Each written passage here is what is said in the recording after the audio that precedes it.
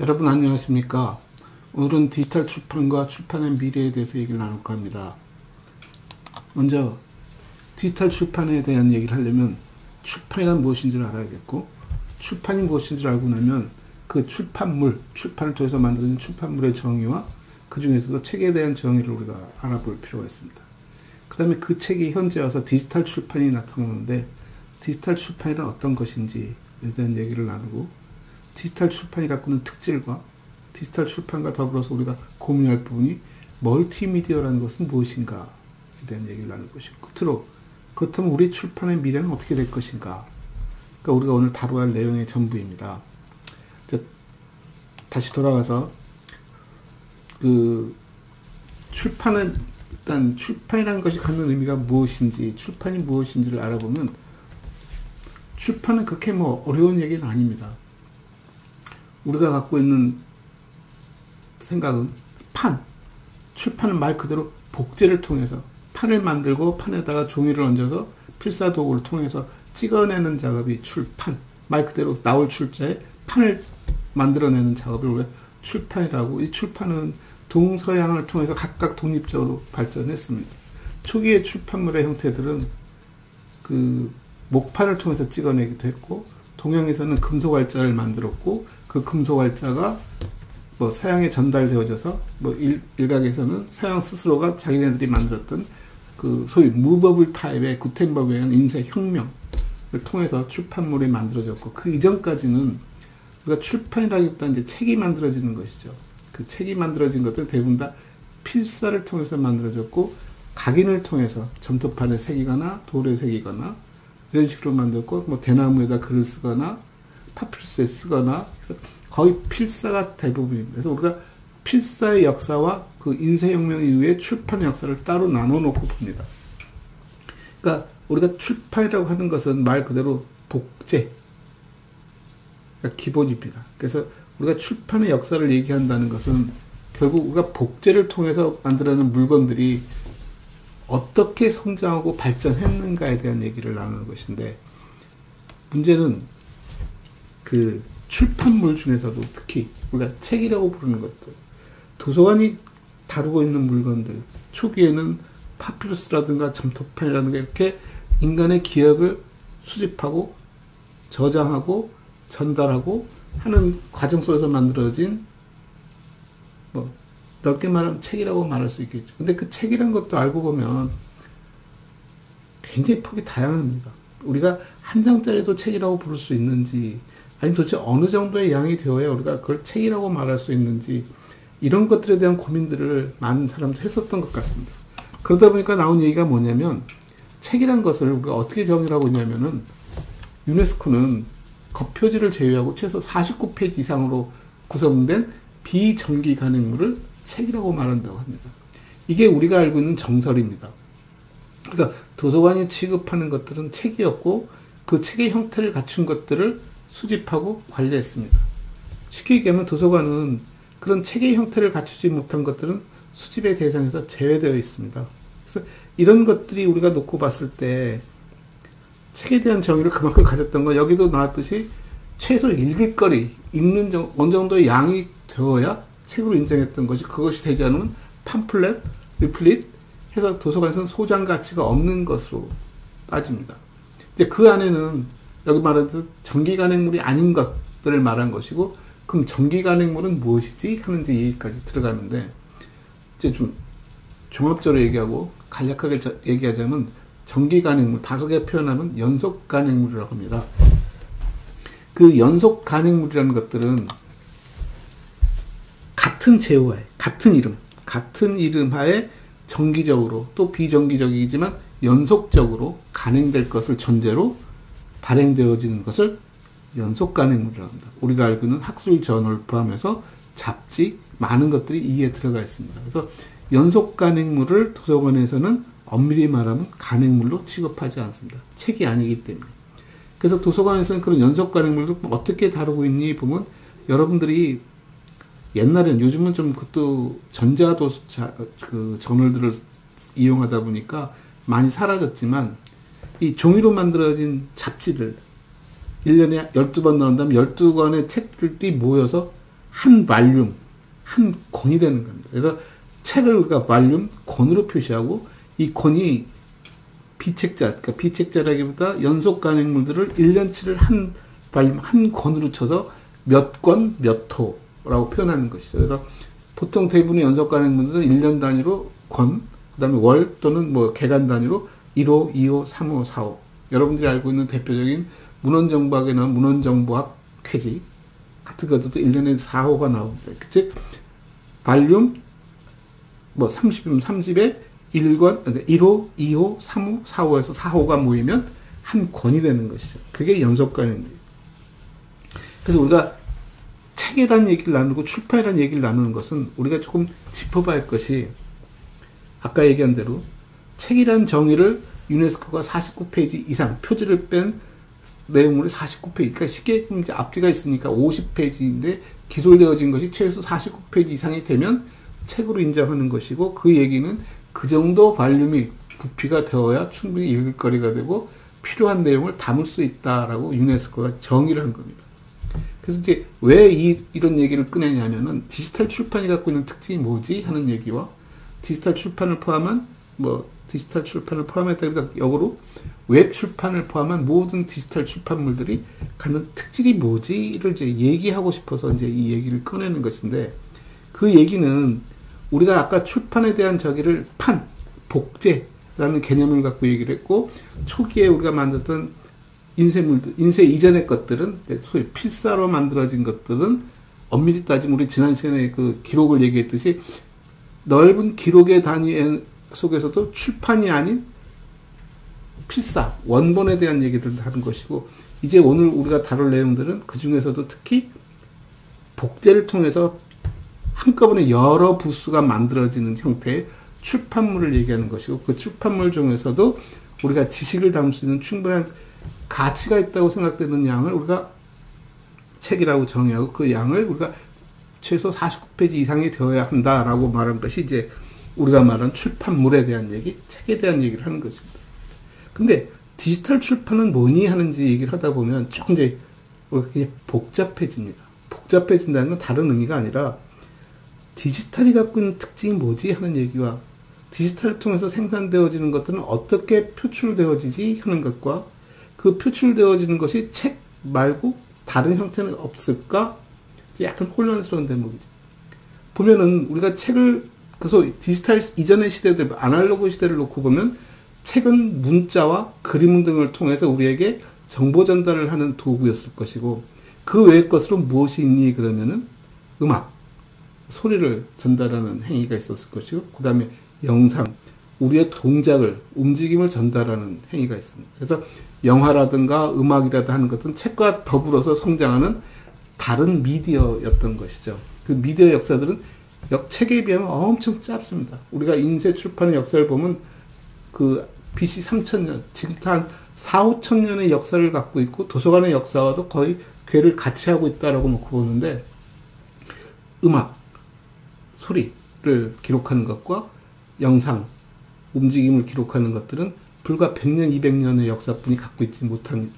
그러다 보니까 우리가 도서관이라는 것이 책과 그림이 담겨있는, 담아놓는 공간이라는 개념을 썼던 것이고, 우리는 그냥 관념적으로 이해하고 있고, 이것은 우리가 좀 더 확장해서 초기에 만들어질 때는 5천년 동안 그런 의미를 달고 왔지만 이 의미 속에는 이미 영상과 소리도 다 포함되어 있다라고 볼 수 있습니다. 그래서 그런 와중에 이제 디지털이 생겨나기 시작하고 디지털 자원이 나오면서부터 이제 도서관이 약간 혼란스러워집니다. 도서관이 뭐냐라는 이제 정의가 우리가 자꾸 되물어 볼 수밖에 없는 것이고, 자꾸 도서관을 관념적으로 이해했으면 좋겠다라고 말하는 배경이 바로 이런 것들에 대한 얘기입니다. 그러니까 늘 얘기하듯이 도서관이 5천 동안 전혀 형태가 변하지 않고 다루고 있는 자원이 변하지 않았다라고 볼 수는 없지만, 그럼에도 불구하고 우리들 인식 속에는 도서관에는 마치 책이 놓여 있는 것처럼 얘기를 합니다. 근데 실제로 도서관에 가보면 책 이외의 자료들, 소위 녹음 테이프라든가 비디오라든가 최근엔 DVD라든가 굉장히 다양한 멀티미디어 자원들이 존재합니다. 그렇게 놓고 본다면 도서관이라는 공간에 있어서 책의 의미는 무엇일까와 책들이 확장되어져 갔을 때 다른 미디어들은 우리가 어떻게 다루고 있느냐와 디지털이라는 형태로 바뀌었을 때 과연 우리는 이 디지털을 어떤 식으로 이해하고 도서관이 어떤 식으로 이걸 활용할 것인가에 대한 얘기가 이제 나눠야 하는데, 여기서부터 약간 우리가 이제 고민해 볼 대목이 생깁니다. 자, 출판하면은 복제였고, 복제를 통해서 여러 부수가 만들어진 행위였기 때문에, 그럼 왜 출판은 복제가 되었고, 출판이라는 행위가 우리에게 왜 필요했을까를 보는 거죠. 초기에 필사 자료들은 유일본입니다. 그러니까 도서관이 무엇을 갖고 있다는 것은 유일하던 것을 갖고 있다는 얘기가 되는 것이고, 옛날에 약탈이라든가 전쟁을 통해서 그 유일한 것들이 어떻게 된다? 이동을 하기 시작합니다. 즉 승리한 국가에 의해서, 승리한 자에 의해서 그런 것들이 수집되어지고 축적되어지면서 초기의 도서관들의 모양을 갖기 시작합니다. 그러니까 그게 엄청난 지식자원이 되는 것이고 그 문화자원이 되는 것이죠. 그 민족을 위한, 그 공간을 위한 엄청난 자원으로서의 역할을 충분히 해왔다는 것이죠. 그것이 점점 시간이 흐르면서 요구가 커지고 필요성이 높아지고 도서관이라는 공간에서만 수용하기에는 상당히 버거워지기 시작한다는 것이죠. 그러니까 무슨 일이냐면, 예를 들어서 중세시대 때 수도원 같은 경우에는 필사를 베끼기 시작합니다. 그러니까 어느 수도원에 그 자료가 있다 그러면 거기를 기꺼이 찾아가서 수도사들이 밤새 베껴서 자기 수도원에도 그걸 비치하는 행위를 하게 됩니다. 결국 그런 수요가 자꾸 늘어난다는 것은 뭐냐면, 많은 곳에서 그런 지식자원들의 요구가 커지고 그런 지식자원들을 유통하는 과정 속에서 좀 더 편리한 방법이 뭘까? 그건 복제죠. 그 복제를 어떻게 하면 더 잘할 수 있을까? 그게 판에 대한 얘기고, 목판, 금속알자를 통한 이제 인쇄로 이제 진화하는 겁니다. 일단 이게 인쇄를 통하기 시작하면 어떤 일이 벌어질 것 같습니까? 엄청난 양이 만들어질 겁니다. 엄청난 양이 만들어지는데, 이것도 경제이기 때문에 그 엄청난 양이 만들어지는 동기는 뭐냐면, 그 많은 수요가 있다는 얘기고, 그 수요를 창출하기 위해서는 그와 관련된 데이터들이 생산되어져 있는 얘기를 하는 겁니다. 그러니까 대학이 생기고, 그 다음에 기독교가 그 소위 말하는 그 종교혁명을 통해서 라틴어에서 독일어로 성장하기 시작하고, 독일어로 표현된 성경들이 나오기 시작하고, 이것들을 많은 사람이 읽을 수 있는 문해력, 리터러시, 글을 읽는 사람들이 생겨나기 시작하고, 귀족 중에 점점 서민층으로, 평민층으로 확장되어지면서 정보에 대한 욕구가 커지고, 그 정보 전달을 위한 인쇄를 통해서 보급량이 늘어나기 시작하고, 그 중에 대표적인 것이 이제 신문이죠. 이게 신대륙을 건너가면서부터 인쇄혁명을 통해서 나오기 시작한 것에 가장 대표적인 것이 이제 신문입니다.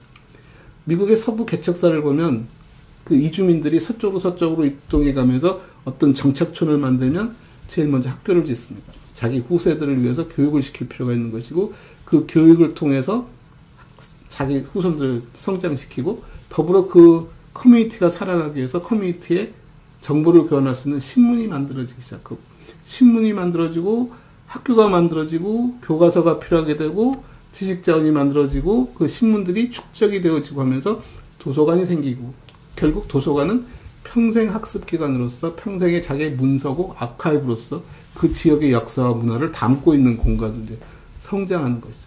그러면서 점점 더 지식에 대한 욕구가 커지고 다양한 지식들이 보급되어지기 시작하고, 이게 소위 말하는 그 프라이빗 라이브러리, 그 남자들이 사교 클럽을 만들고 사교 클럽에서 책을 모아서 독서 활동을 하고 독후 활동을 통해서 의견 교환하고 자기 사교 활동을 했던 것들이고, 이게 18세기에 들어오면서부터 미국이 유럽의 이민자들을 하나의 그 어떤 의식으로 묶어내기 위해서 공공도서관을 짓고, 공공도서관에다가 많은 양의 지식을 공급하기 위해서 출판이 급성장하기 시작합니다. 그래서 출판 문화라는 것이 만들어지고 엄청난 양의 책들이 생산되어지고, 굉장히 다양한 책들이 만들어지고, 이 다양한 책들이 보급되어지고 이용되어지고, 그게 오늘날까지 왔습니다. 그러니까 출판의 역사라든가 출판의 그 문화를 쳐다보면은 상당히 우리의 지식을 충족시키고 우리가 성장할 수 있는 디딤돌 역할을 쭉 해왔던 거죠. 이제 그와 더불어서 기술이 발전하고, 그 기술의 발전은 1, 2차 세계대전을 거치면서 컴퓨터라는 기기가 엄청나게 성장을 하게 됩니다. 초기의 컴퓨터는 단순히 컴퓨트, 계산하는 기능을 가졌고, 인구 센서스를 한다든가, 그래서 많은 데이터들을 취합해서 숫자를 처리할 수 있는 엄청나게 빠른 기기였던 것이 이제 거기에 소위 말하는 문자를 처리할 수 있는 기술이 생겨나기 시작하고 그 문자를 조합해서 새로 데이터베이스를 만들기 시작하고 그 데이터베이스가 만들어지면서 소위 도서관에 가졌던 정보들을 담아낼 수 있는 기술들이 생깁니다. 그래서 도서관이라는 공간에서 데이터를 소위 말하는 정보 검색, 어떤 책들이 어느 도서관에 있는가에 대한 정보를 컴퓨터를 통해서 수집하고 관리하기 시작하면서부터 도서관들이 급속도로 성장하기 시작합니다. 즉 우리 도서관에 갖지 못한 자료를 다른 도서관을 통해서 이용할 수 있는 서비스가 생겨나기 시작하는 거죠.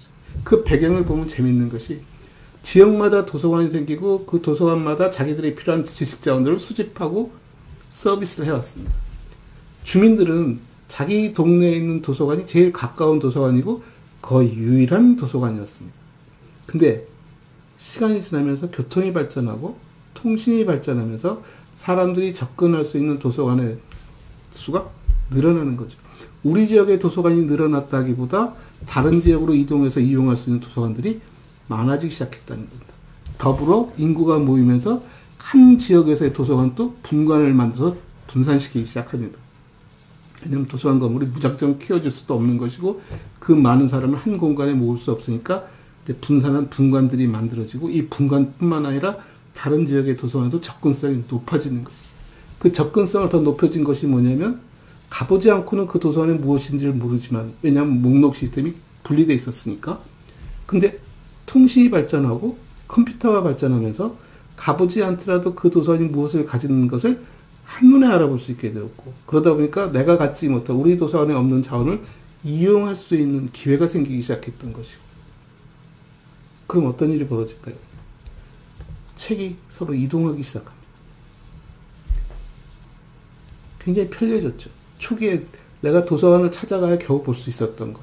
그 자원도 더 옛날에는 유일본이었기 때문에 굉장히 먼 걸라도 기꺼이 찾아가서 볼 수밖에 없었고 진짜 내가 그것에 대해서 관심이 많고 그걸 보고 싶은 사람이 많다면 밤새 필사를 해서 가져와서 이용시키곤 했었는데 이제는 인쇄를 통해서 다양한 곳에 비치될 수 있지만 그럼에도 불구하고 그 모든 책을 다 구매할 수는 없기 때문에 각 지역마다 각 커뮤니티마다 자기들이 필요한 책들만 구매하고 책들을 이용하는 소위 말해서 우리가 도서관이 갖고 있는 이제 의미가 생기는 거죠. 도서관은 무엇을 가져야 하니 전 세계의 모든 책을 가질 수 있을까?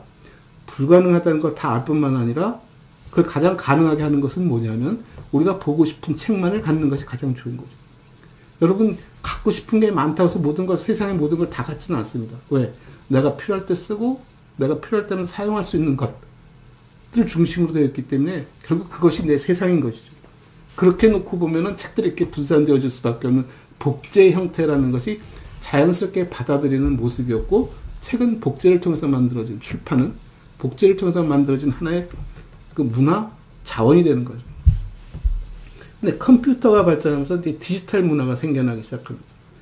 디지털을 통해서 숫자만 처리하던 기계가 어느새부터 문자를 처리하기 시작해주고 그 문자가 엄청난 양의 데이터를 축적할 수 있는 공간으로 성장하기 시작하니까 이제 사람들이 우리가 갖고 있던 책을 디지털로 또 표현할 수 있겠다. 그래서 대표적으로 나온 것이 우리가 알고 있는 PDF 포맷 같은 것입니다. 아래 한글 같은 것들이고 그래서 워드 프로세서가 나오기 시작하고 이 워드 프로세서를 통해서 책이라는 골격이 될 수 있는 PDF 문서들이 생산되어지고 이런 것들이 결국 책을 한번 디지털로 구현해 볼까 하는 생각들을 하게 되고 그것이 디지털 출판으로 이제 이어집니다.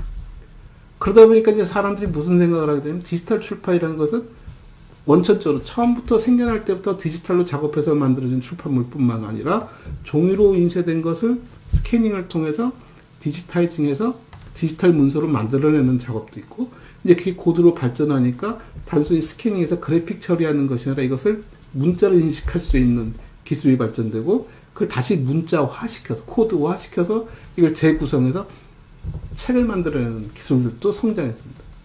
그러니까 전 세계의 소위 말하는 전산학자들이 모여서 어떤 꿈을 꾸기 시작했냐면 우리가 이 도서관, 전 세계에 있는 도서관에 있는 자원들을 전산화, 전자화, 디지털 작업 통해서 디지타이징을 하면 전 세계의 모든 문화 자원과 지식 자원을 한 자리에 모을 수 있겠다. 엄청나죠. 지금도 구글 프로젝트가 하는 일들이 그 일을 연속적으로 진행하고 있습니다. 근데 초기에 그 작업이 성공하지는 못했습니다. 성공하지 못한 이유는 소위 그 가성비 때문에 비용 대 효과가 안 나온다는 거죠. 전 세계 모든 자원을 다 복제한다는 것은 엄청난 비용과 시간이 필요한데 과연 그렇게 해서 우리가 그걸 다 이용할까? 전 세계 40억, 50억 인구가 이용할 필요는 없는 겁니다. 특정 지역에서 특정한 자원을 필요로 할 뿐이죠. 그러니까 그 자원들이 필요한 곳에서만 필요할 때마다 만들어질 수밖에 없는 상황이 된 거죠. 그러다 보니까 디지털이 굳이 옛날 것을 디지타이징 하는 것은 의미 없고 오늘부터 생산되는 것을 디지털하는 것이 어떨까? 제가 지난번에 기록 얘기할 때 드렸던 오늘을 담아 어제를 빚다 비슷한 맥락의 얘기들이 나오기 시작합니다. 자, 그럼 디지털 자원이라는 것이 뭐지? 여러분 대표적으로 웹 한번 들여다봅시다. 인터넷 페이지라고 부르는 웹 페이지를 들여다보면 웹 페이지는 도대체 몇 불을 만들어야지 우리가 볼 수 있을까요? 그러죠. 유일분. 우리가 초기에 인쇄혁명 이전에 만들었던 필사본 만들듯이 유일분 하나 딱 만들었음에도 불구하고 전 세계 사람이 볼 수 있습니다. 그럼 재밌는 게 출판이라는 단어를 갖고 있는 복제의 개념이 디지털에는 없습니다. 다만 우리가 편의적으로 무슨 일 때문에 복제를 하느냐 하면 디지털은 보존 때문에 복제를 하긴 하지만 우리가 취급하고 있는 기기들의 성능을 보고 기기들의 그 처리 메커니즘을 보면 굳이 복제를 할 필요가 없습니다. 근데 더 아이러니한 문제는 뭐냐면 디지털은 종이보다 훨씬 복제하기가 쉽다는 사실입니다. 출판이 어느 정도 성장한 과정에서 우리가 가졌던 약간의 위기도 있었습니다. 그 위기는 뭐냐면 소위 복사기가 만들어진 얘기입니다. 도서관에서는 엄청나게 좋은 일이 벌어졌죠.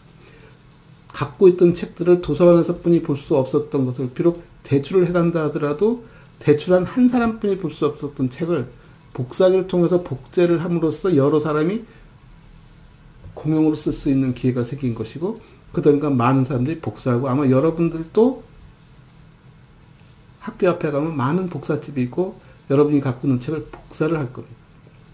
복사 비용이 책값보다 싸다는 거죠. 그럼 책값은 왜 비쌀까 하면 거긴 저장료가 포함되어 있는 것이고 복사비에는 저장료가 안 들어갑니다. 우리는 싸게 책을 구할 수 있는 것 같아 좋지만 이게 장기화되어지면 어떤 일이 벌어지냐면 아무도 책을 안 씁니다. 책을 써봐야 자기의 수익이 발생하지 않기 때문에.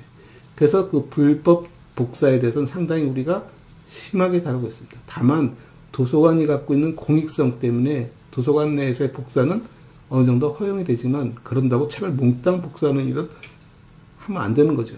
그럼에도 불구하고 사방에서 비일비재하게 일어나는 게 그런 불법 복제 문제입니다. 이게 출판이 갖고 있는 딜레마이기도 하고 위기였던 것이 지금까지 진행해 왔는데 문제는 디지털 출판이 되고도 그런 일이 벌어집니다. 그 습속에 남아서 디지털로 만들어진 것도 어떤 형태든 간에 디스켓에다 담기 시작하고 USB에 옮기고 자꾸 복제를 해대기 시작하니까 이 디지털 복제가 무서운 것은 뭐냐면 종이로 복제한 것은 그 자체가 원본성을 복제되었지만 원본성과 거의 유사하게 볼 수 있는데 디지털로 복제되어지면 수정이 쉬워진다는 거죠. 수정과 가공이 쉬울 뿐만 아니라 복제도 수월해졌다는 얘기예요. 근데 더 아이러니한 건 뭐냐면 디지털 자원은 굳이 복제를 하지 않고 그냥 인터넷에 한 번만 딱 올려놔도 누구나 이용할 수 있는 상황이라는 것을 뻔히 알면도 불구하고 복제를 하고 있다는 거죠. 그러니까 복제를 한다는 것은 우리의 편의성이고 우리가 가졌던 과거의 습관 때문에 우리가 복제를 하는 것이지 인터넷 자원은 유일하게 떠 있는 자원입니다. 근데 여기다 대고도 우리가 디지털 출판이라는 말을 씁니다. 웹 출판이라는 말을 씁니다. 결국 퍼블리싱이라는 출판이라는 뜻은 무슨 의미로 쓰냐면 감춰졌던 것, 내 머릿속에 있었던 소위 암묵지. 이 암묵지가 어떻게 된다? 세상에 나오는 작업을 출판이라고 이제 이해하기 시작하는 겁니다. 우리가 도서관이 책뿐만 아니라 그림도 있고 음악도 있고 영상도 있는 것을 확장시켜 가듯이 출판이라는 단어가 복제를 통해서 인쇄를 통해서 여러 부수를 찍어낸 복제 행위였었는데 디지털이 나오면서부터는 복제라는 말이 의미가 없고 왜? 하나만 한 번만 인터넷에 띄워두면 누구나 다 접근 가능하다는 얘기죠. 그래서 출판 때는 복제, 복사가 주 기능이었다면 인터넷, 디지털 자원이 나오면서부터는 뭐냐면 접근을 통해서 이용이 가능해졌다 하는 게 디지털 출판의 특징입니다. 재밌죠? 그리고 아까 우리가 연속 간행물에 대한 얘기를 했지 않습니까? 그걸 가만히 지켜보시자고요. 연속 간행물이 왜 만들어졌지? 책을 통해서 나올 수 있는 양을 굳이 왜 연속 간행물이라는 이름을 달고 나올까? 그리고 연속 간행물은 왜 같은 제어에 계속 반복적으로 나오는 것을 연속 간행물을 하고 왜 책과 자꾸 구별 지으려고 할까? 상상해 보세요. 책은 한 사람이 어떤 머릿속에서 자기 아이디어를 내고 이것을 표현하고 책을 만들어서 나올 때까지 상당히 긴 공정이 필요합니다. 시간과 비용이 들어가는 작업이죠. 근데 사람의 지식 활동은 굉장히 시간이 촉박하게 움직인다. 오늘 내가 알고 있는 것을 빨리 전달하고 싶어 하고 다른 사람이 알고 있어 내가 빨리 전달받아야 내가 그것을 또 가공하고 내 스스로가 또 갖고 있는 지식과 섞어서 새로운 지식을 창출할 수 있는 기회를 만들 수 있는데 그게 어떤 가치가 있냐면 야 이건 내가 먼저 말했어 라는 선점의 가치도 있는 것이고 자기를 자랑할 수 있는 기회가 되는 것이고 또 다른 사람이 알고 있는 지식을 내가 좀 더 확산시켜서 새로운 지식을 또 만들어서 보급할 수 있는 특징을 갖고 있는 것이고 그래서 옛날에는 그 지식 커뮤니티가 만들어지고 소위 학자들이 모이면 자기들끼리 편집글을 씁니다. 내가 지금 이런 연구를 하고 있는데 내가 이런 지금 진행하고 이런 식으로 진행하고 여기까지 진행되었어 라고 이 부분은 이 분야는 내 거니까 손대지 마 라는 그런 기득권에 대한 얘기일 수도 있고 자기가 해결할 수 없는 문제를 물어보기도 하고 이런 그 소위 학술적 커뮤니케이션들이 일어나기 시작합니다. 어떤 식으로 전개되었을까요? 옛날에는 통신이 발전하지 않았습니다. 전화도 없었습니다. 유일하게 우편물이 있었을 때 그런 것들은 결국 우편물을 통해서 전달되었겠죠. 책보다는 빠르다고 하지만 왜? 지금 내가 생각하고 있는 거 바로바로 정리하니까. 그럼에도 불구하고 상당히 긴 시간이 걸렸을 겁니다. 그리고 자기가 필요한 친구들에게 다 보내면 수십 통을 찍어서 보냈을 겁니다. 근데 연속 간행물의 기본 발상은 뭐냐면 그래? 그렇게 보낼 거면 학자들끼리 서로 주고받지 말고 나한테 줘. 나한테 보내면 내가 전 세계에 있는 너와 유사한 연구를 한 학자들에게 다 보내줄게. 무슨 말인지 알겠죠? 소위 플랫폼이 하나 생기는 거예요. 내가 플랫폼, 연속 간행물의 이름의 플랫폼을 만들고 학자들이 나에게 글을 보내면 이게 소위 우리가 말하는 이제 저널, 학술지가 되고 학술 페이퍼가 돼서 실려서 정기적으로 보내주는 거죠. 그게 연속 간행물의 시작이에요. 그 연속 간행물의 기본 발상은 뭐냐 하면 책보다도 훨씬 빠르게 보급하겠다는 거예요. 그런데 디지털 세상이 되었어요. 디지털 세상이 되면 굳이 종이책을 내지 않더라도 내가 인터넷에다가 포스팅만 하면 바로 그 순간 퍼블리싱 되어지는 출판, 세상에 빛을 받는 거잖아요. 드러나는 거잖아요. 그런 행위가 실시간으로 일어나고 있대요. 내가 지금 생각한 걸 올리면 여러분 페이스북을 한번 들여다보시죠. 페이스북은 여러분이 바로 사진 찍어서 올리면 여러 사람이 바로 거기에 댓글을 달잖아요. 그게 옛날에는 한 달, 두 달 걸렸다고 생각해 보시고 그게 다 무르익어야 책이 한 권 나오려면 몇 년이 걸렸다는 얘기예요. 그게 지금은 거의 실시간으로 가고 있다는 얘기예요. 그럼 도서관은 뭐지? 그런 책들이 도서관에 모여서 이용될 때까지 시간이 거의 실시간으로 바뀌고 있다면 웹 공간이 도서관이 되겠네? 근데 재밌죠? 웹 공간에서는 누가 글을 쓰지? 누가 올리지? 그리고 도서관에서는 누가 책을 만들지? 만든 책들을 누가 이용하지? 이게 분리가 돼 있었거든. 도서관은 책을 쓴 사람이 출판을 통해서 만들어진 책이 유통되는 구조 속에서 도서관이라는 채널을 들어왔고 도서관에서 이거를 많은 독자들에게 이용시키는, 이용자에게 이용시키는 그런 메커니즘을 쥐고 있었는데 웹은 내가 글을 쓰고 상대편이 답글을 달고 또 내가 거기에 대답을 하고 바로 인터랙션이 일어나면서 누구나 다 글을 쓰는 상황이 되었다는 얘기예요. 그 글이 학술적이냐, 오락이냐, 내 신상에 관계된 거냐, 어떤 비밀에 관계된 거냐, 남을 비방하는 거냐, 칭찬하는 거냐, 굉장히 다양한 양상을 보이지만 어떻든 그 메커니즘은 다 똑같거든. 그러다 보니까 디지털 세상이 될 때까지 도서관이 그동안 가졌던 역할을 보니까 도서관은 독자야. 출판사가 책을 내면 그걸 사주는 독자이고 사주는 독자가 안정적인 독자라는 얘기예요. 여러분이 책을 내려고 할 때 도대체 몇 부가 팔려야지 내가 이 책을 낼 수 있을까? 한번 상상해 보시라고요. 1000부? 10,000부? 한 2, 3천 부만 팔려도 수익을 낼 수 있어요. 근데 요즘은 2, 3천 부 팔리는 책이 나오기가 그렇게 쉽지 않아요. 근데 전 세계 도서관이 그 책을 사줄 수 있다면 나는 이미 뭘 알고 있어요? 내 책을 사줄 수 있는 사람이 몇 명이야를 알 수 있잖아. 그럼 뭘 할 수 있어? 책을 낼 수 있어요. 미국에서 엄청나게 많은 출판물이 나오는 이유는 단 한 가지. 도서관이라는 독자가 안정적으로 책을 구매해주고 있다는 거예요. 비록 도서관에 많은 사람들이 도서관을 통해서 책을 빌려보는 한이 있더라도 일단 가장 안정적인 숫자가 책을 사주고 있다는 얘기예요. 그래서 책을 두 가지로 냅니다. 하나는 페이퍼백. 그냥 보고 버릴 수 있는 허접한, 왜? 출판한다는 것 자체가 복제물이니까. 그리고는 도서관에 가는 라이브러리 바운드. 굉장히 하드바운드 만들고 튼튼하게 만들죠. 근데 우린 가난하게 살다 보니까 책하면 귀한 물건이고 책을 버리는 걸 굉장히 두려워하고 뭐 욕을 하고 막 이런 거지만 책 자체는 복제품이거든요.